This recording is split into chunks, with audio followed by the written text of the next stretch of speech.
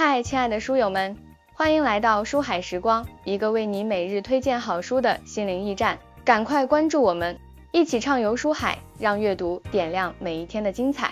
人在职场，有没有发现一个现象？那就是中层领导最难做。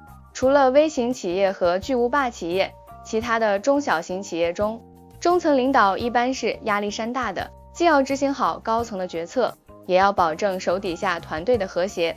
干不好的话，一般是第一个承受压力的人群，甚至受夹板气也有可能。所以坐在中层的位子，一定要有职场智慧，尤其是体制内和国企，中层干部是最考验一个人水平和能力的。领导批评人不会批评到基层工作人员，肯定是找中层的麻烦。最关键的是，你对手下的人毫无约束能力，如果下属都撂挑子了，你也毫无办法，只能自己扛起来，苦活累活。善于执行和善于笼络人心是必备的法门。细细分析，我们得出一个结论：中层领导难做的原因还是诉求不对等，高层希望你达到的目标和给你的资源要素严重不对等，下属做出的成绩和你能够给予的资源要素不对等。正是在这两种不对等之下，往往有时候领导觉得你啥也没干，不能百尺竿头更进一步，下属觉得天天为你卖命，你也不能给我们争取什么。举个例子吧，我在行业内好几家公司当过销售经理，这个位置看似风光无限，但是实际上有苦难言，权力确实是有，麻烦也不少。第一，不干肯定不行，高层会反复试探你的天花板有多高，不断给你加压，但是提供给你统筹的资源又不够，比如说工作成本和协调的权利，这个协调的权利很重要。古时候尚方宝剑为什么每个官员都怕？因为那是代表的天子，如果领导能够给你表态，给你撑场面，给你协调的权利，那么很多事情对你来说就很容易。但是除非是特别重大的事情，其他你是拿不到这种协调权利的，很多环节得你自己去打通去探索。第二，下属对你的期望值很高，人人都想遇到一个敢于为下属说话，敢于为下属争取权利的领导，但是往往现实是，如果你过于拼命去为下属争取利益，很可能你就坐不住这个位子了，这是现实。所以你需要具备在期望值和回报率两个方面达到平衡的能力，这点很难。俗话说，权力越大，责任越大，很多时候就是如此。带团队真不是一件容易的事情，在这种情况下，还得面对当今的裁员潮。所以坐上中层领导的位子后，一定要学会做3件事，把握2个权利。一，马上解决遗留问题，真的很难碰到一个能够给你收好尾的前任。大部分时候，你坐在中层领导的位子上以后，都需要面对前任留下的烂摊子，一堆没有解决好的事情和很多错误的决定。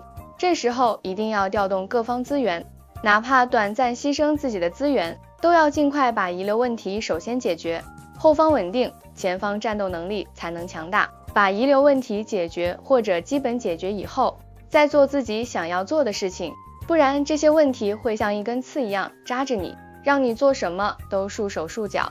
2，马上理顺工作流程，每个人工作流程都不一样，有人宽松，有人严格。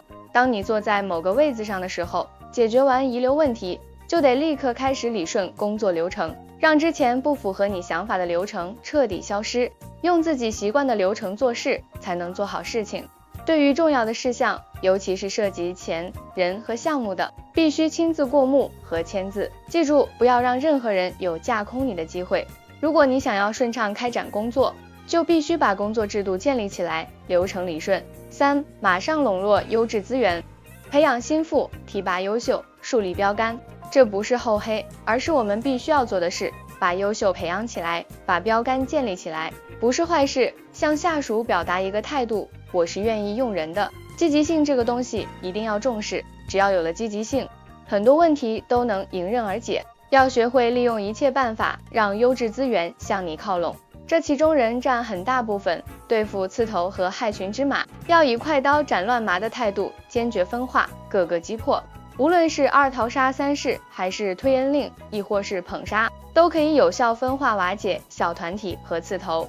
只有掌握了这些优质资源，你才能在新的岗位坐得稳。4. 掌握安排钱和安排人的权利。自古以来，人和钱都非常重要，谁掌握了这个权利，谁就掌握了命脉。记住你的团队、你的部门这2项权利，你必须牢牢抓在手里，否则一定会出现内部梗阻，这是职场大忌。这2项权利，无论谁要都不能给，除非那个人有绝对能力把你从位子上弄下去。如果一旦有这种人的介入，你就要提高警惕了，可以考虑开始收拾，另谋高就了。有心让你做事的人不会抢你的权利，从上往下直接抢权，一般有2个意图，一个是让你做傀儡，另外就是要准备换人了。这个征兆一定要注意警惕。中层领导不好做，是大家公认的，但是不经历中层领导，也没资格站在高处，毕竟高处不胜寒，可不是开玩笑的。机遇轮到我们了，就一定要学会职场智慧，确保自己走得稳。